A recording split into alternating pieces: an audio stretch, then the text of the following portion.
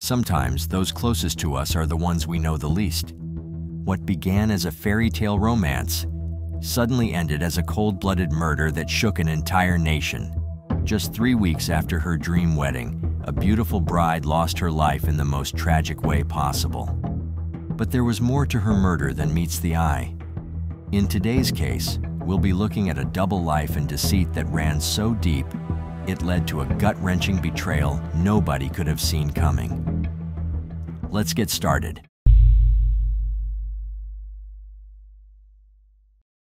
Anni Hindocha was a bright, outgoing, and beautiful 28-year-old woman. She was born in Sweden to parents Vinod and Nilam, who were of Ugandan Indian descent. While in their early 20s, the couple fled Uganda as South Asians were being expelled from the country by the notorious dictator Idi Amin in the 70s. The family left behind everything they owned, arriving in Europe with just 55 British pounds to their name. The Hindochas settled in Mariestad, Sweden, where Anni grew up with her siblings, Ami and Anish. Undeterred by the challenges he faced, Anni's father, Vinod, established a successful engineering business in Sweden and provided a comfortable and luxurious life for his family. Described as intelligent, ambitious, and confident, Anni was doted on by her father. After completing university, Anni moved to Stockholm to work in marketing for Ericsson, the mobile phone manufacturer. As she entered her mid-20s, Anni began to consider marriage and starting a family, inspired by her love for her sister's children. During her frequent trips to London for shopping and socializing, Anni was introduced to Shrien, a 30-year-old businessman from Bristol. Anni Dewani, as he was known, had already achieved millionaire status through his family's nursing home business. The introduction was arranged by Anni's aunt, who believed they would be a good match. Everyone approved of his clean-cut good looks, his wealth, and his pedigree. At first, Anni was not immediately interested in Dewani, but she warmed to him after their second date.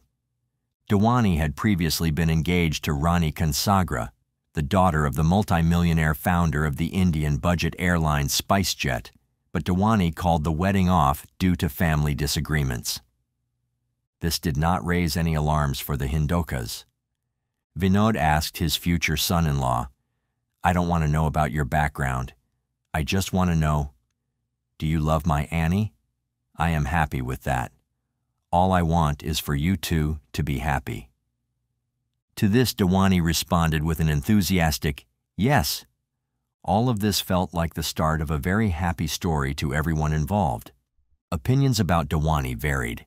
Some found him arrogant and a bit of a show-off, while others described him as kind and generous. Anni appreciated his sense of humor and the feeling of protection he provided. As their long-distance relationship progressed, the couple faced challenges. Both strong-willed individuals, they often argued, likely because of the long distance between them. At one point, Anni ended the relationship, but they eventually reconciled. Anni even left her job in Stockholm and moved to an apartment in Luton as she was eager to have a closer relationship with her future husband. When Anni's parents met Dewani's family, Vinod felt somewhat intimidated by their wealth but found them welcoming and warm. Anni informed her father that Dewani believed in abstaining from premarital sex, which Vinod saw as a sign of dedication to both his religion and Anni as his future wife. With both families approving of the match, Anni and Dewani began planning their wedding. Shortly thereafter, Dewani took Anni to an airfield outside Bristol, where a private plane was waiting to fly them to Paris. That night at the restaurant in the Hotel Ritz, a waiter presented her with a silver platter. On it was a $40,000 diamond engagement ring, balanced on a red rose. It was everything any girl would have dreamed of.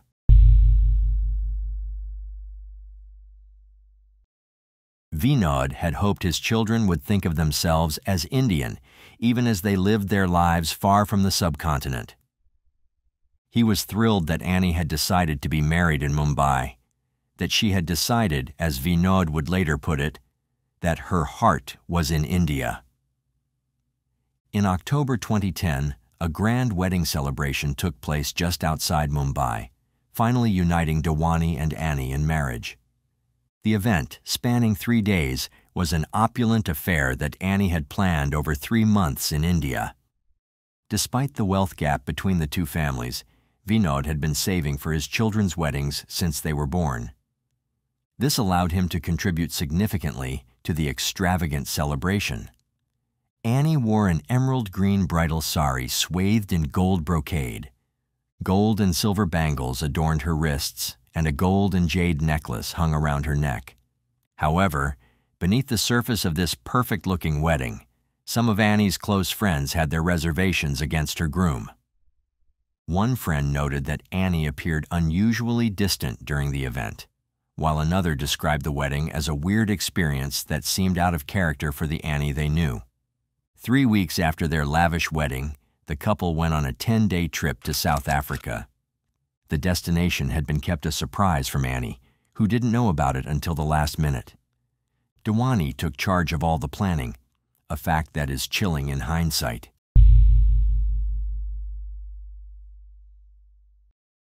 After a series of flights, the newlyweds arrived at Cape Town International Airport on Friday, November 12th. Opting for a local shuttle service instead of the hotel's dedicated car service, they met Zola Tongo, who drove them to the luxurious $500 a night Cape Grace Hotel. Dewani arranged for Tongo to act as their unofficial tour guide during their stay. The following evening, after spending time at the hotel bar, the couple was picked up by Tongo around 7:30 p.m. Their initial dinner plans changed, and they ended up at the Surfside restaurant in Strand. After a brief stay, Tongo collected them at approximately 10:30 p.m. The plan, Dewani would later tell a reporter, had been to retire to the waterfront district for a drink. But Anni grew up in Sweden, and she felt as if the area around this hotel was just like at home, so clean and safe, a bit sterile, Dewani said. According to him, she wanted to see the real Africa. Cape Town's outlying slums were an unusual place to travel for a pair of wealthy tourists, to say the least.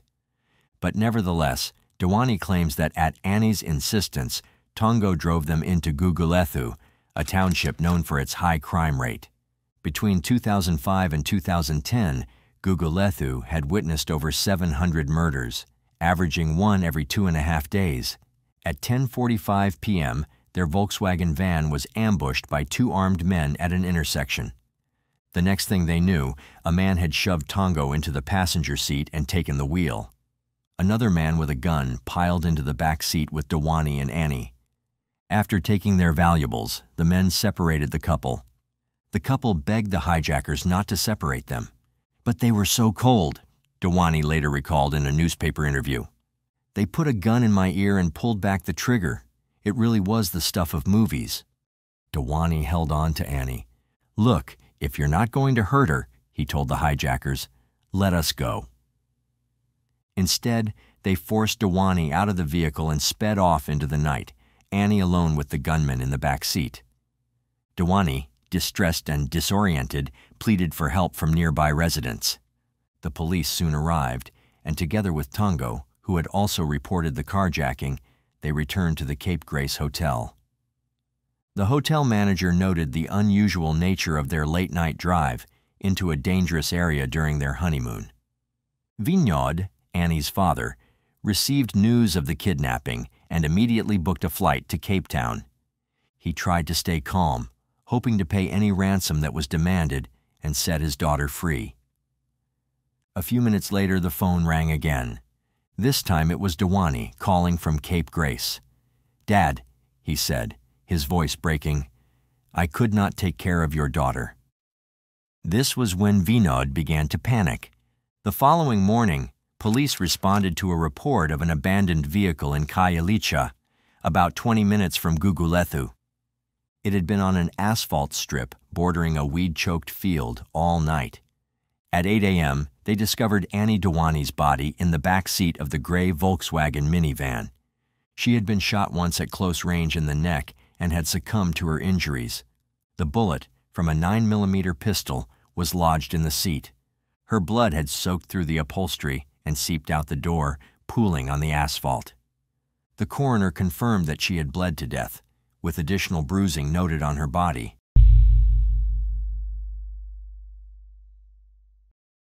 Vinod, Annie's father, learned of his daughter's death while boarding a connecting flight in Amsterdam. Overwhelmed with grief, he met Dewani at the Cape Grace Hotel the following day. The investigating officers found the case really odd from the outset. They questioned why Tongo, who was familiar with the area's dangers, would drive tourists through Gugulethu at night. Annie's sister also doubted that she would have insisted on such a risky drive. She just wasn't that type of person.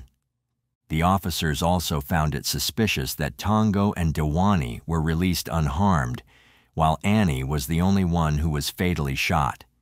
Things were just not adding up. These outrageous details are why the case ended up garnering global attention. Authorities prioritized the investigation. The crime scene yielded one particularly valuable piece of evidence: a thumbprint and fingerprint recovered from the left fender of the minivan. 26-year-old laborer Zolila Mungani was arrested first. Just 5 days before this, Mungani had been arrested on suspicion of killing a man in a bar fight. The charges were dropped, but his fingerprints had remained in the National Police database. The police found him in a shack near his grandmother's small home in Khayelitsha, a few hundred yards from the field where the Volkswagen had been abandoned. Mungani was lying in bed with a man and 2 women after a night of partying. The police got him out of bed, read him his rights, and arrested him.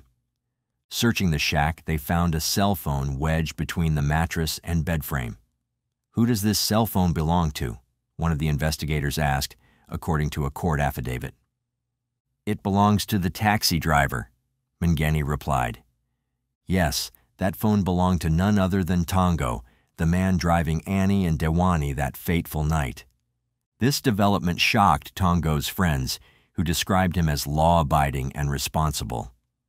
Dewani, however, claimed he had suspected Tongo's involvement and added that he felt betrayed by the driver. Mziwama Dodakwabe was apprehended shortly after, implicating a third individual, Monde Mbolombo.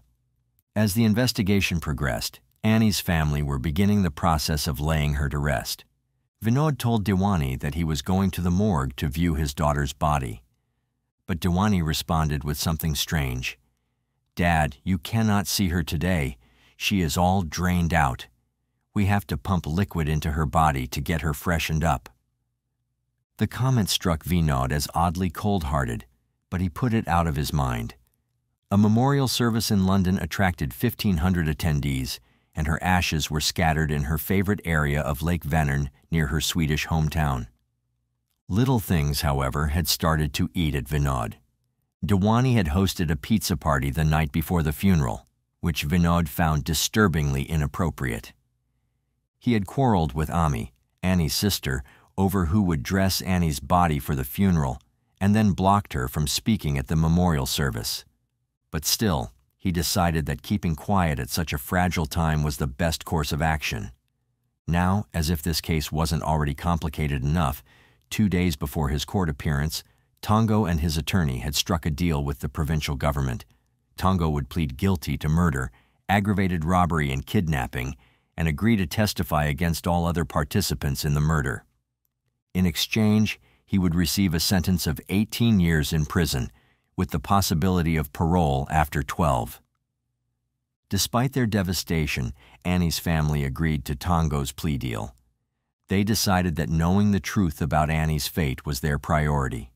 As Tongo opened up, what he had to say came as a shock to everyone. He alleged that Dewani had orchestrated the entire crime from the beginning. According to Tongo, Dewani had requested to have someone taken off the scene during their first meeting at the airport.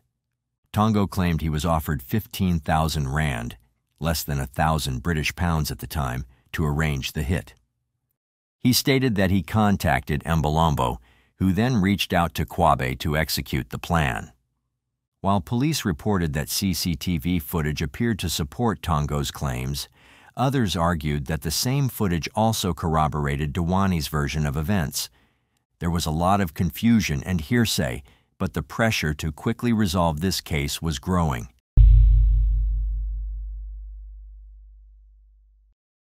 As the investigation progressed, phone records revealed multiple attempts by Mbolombo to contact Kwabe and Tongo.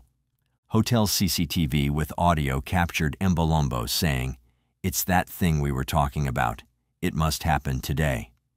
Tongo claimed he met Dewani on the day of the murder to exchange currency. This aligned with Vinod's recollection of a phone call where Dewani mentioned being at the market for money exchange. Tongo also alleged that Dewani confirmed the murder arrangements outside the Surfside restaurant and that they exchanged text messages while driving into Gugulethu. Police corroborated the communication between them through cell phone data analysis, but the content of the messages remained unknown due to Dewani's missing phone.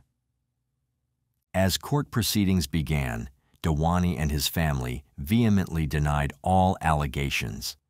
His lawyers, among the country's most prominent, argued that the scenario proposed by the state was implausible and lacked substantial evidence. Tongo was sentenced to 18 years in prison after accepting a plea agreement. Mbolombo and Kwabe followed suit, both implicating Dewani in their testimonies.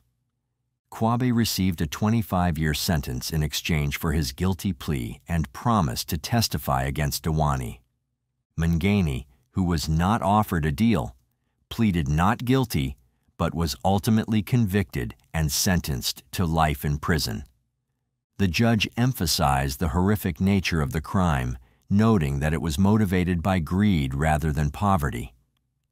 Annie's family found some solace in learning that she had not been abused during the ordeal. Lawyers for Kwabe and Mngeni alleged police abuse and torture, claims which the authorities denied. Mbolombo, despite admitting involvement, received full immunity in exchange for testifying against Dewani, a decision that surprised many. Dewani was then arrested in Bristol on suspicion of conspiring to murder Annie, with South African authorities seeking his extradition. However, questions remained about the motive, as Dewani appeared to have no financial gain from Annie's death, and their relationship seemed stable. An interview in the Sun newspaper introduced a shocking potential motive in Annie's murder case. Anonymous sources alleged that Dewani was gay and had been paying a male prostitute, Leopold Leiser, known professionally as the German Master, for sex.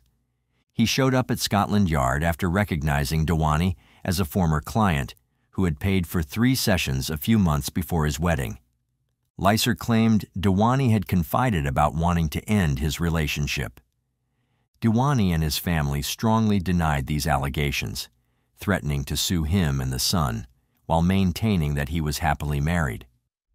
Police speculated that Annie might have discovered Dewani's secret during their honeymoon, which ended up in her murder. The idea that his double life would prompt him to murder his new wife might have been far-fetched, but it quickly gained traction with the Hindochas. Maybe Dewani, they supposed, panicking and desperate to preserve appearances, decided to kill Annie rather than face the humiliation of a divorce. The Dewani family hired PR agent Max Clifford to manage media attention, causing tensions with Annie's family over media communications. Max Clifford, once a respected PR agent, later faced his own legal troubles, being sentenced to prison for indecent assaults against young girls. He died in prison following a heart attack. Dewani was admitted to the Priory Hospital in Bristol, reportedly suffering from depression and post-traumatic stress disorder. He was later detained under the Mental Health Act, with representatives claiming he had lost significant weight and was too ill to stand trial. Annie's family in Sweden expressed their desire for Dewani to face trial in South Africa, believing he had questions to answer. They insisted he would receive a fair trial and urged him to end his fight against extradition.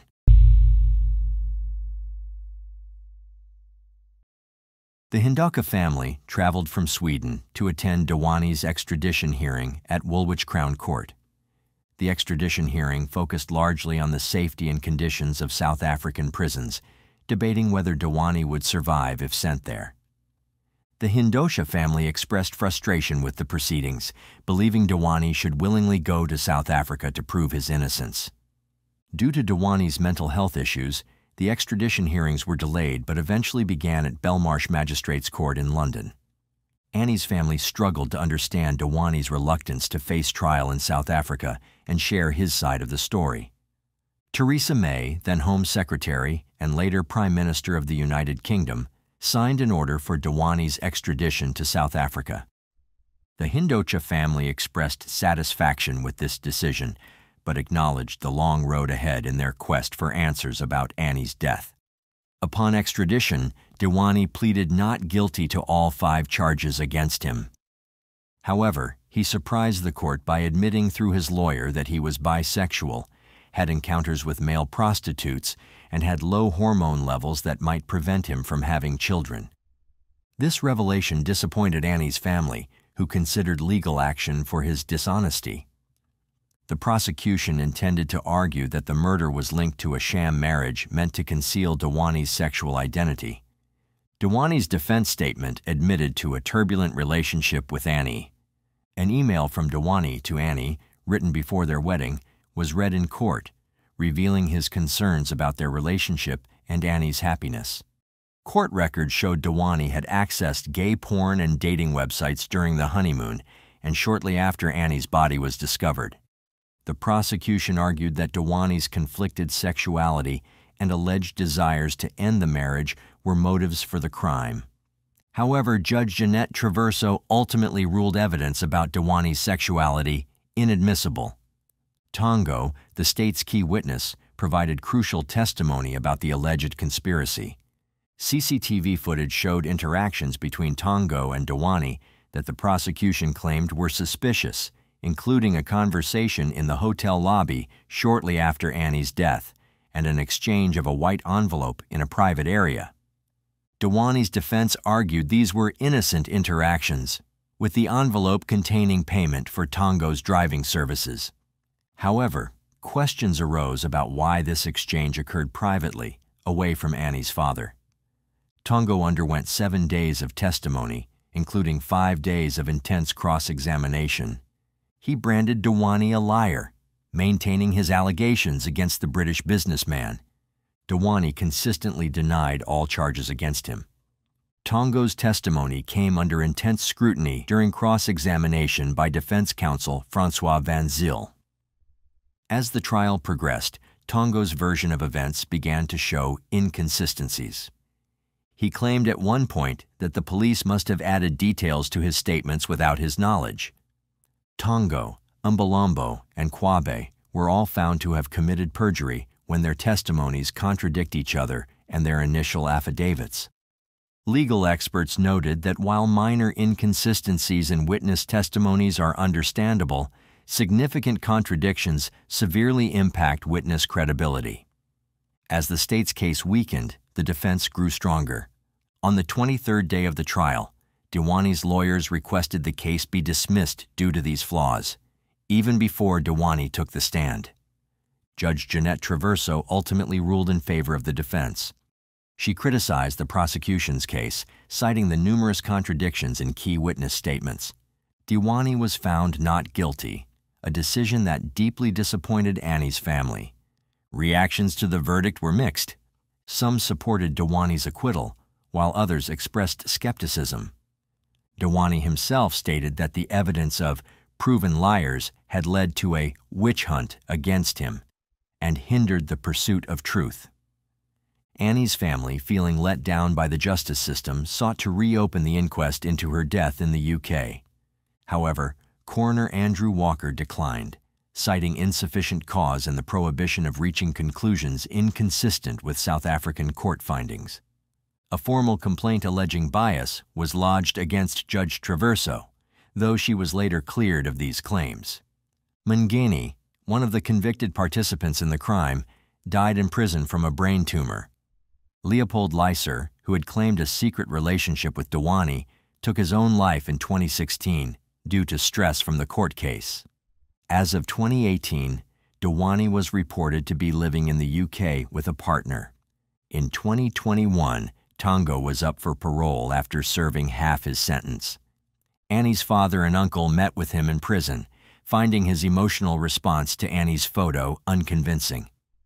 Tongo's parole was withdrawn a day before his scheduled release. The case remains divisive, with various theories about what truly happened. Some believe it was a random carjacking gone wrong. Others suspect Tongo planned it as an extortion scheme, while some remain convinced of Dewani's involvement. Anni's family continues to seek closure and answers. The conflicting accounts from multiple parties mean that the full truth of the events on that fateful night in 2010 may never be fully known, leaving Anni's loved ones in a state of unresolved grief. Anni's destiny was that her life lasted just 28 years, Vinod said, settling on the living room sofa. Everybody has to die, but the way she went is not acceptable. It is not right. Nobody should go through what we are going through. But now I want to know what you think. Do you think Shreen Dewani got away with murder? Or do you think there's more to this than meets the eye? Please be sure to like the video, subscribe, and hit the notification bell so you don't miss out on more episodes. See you in the next one.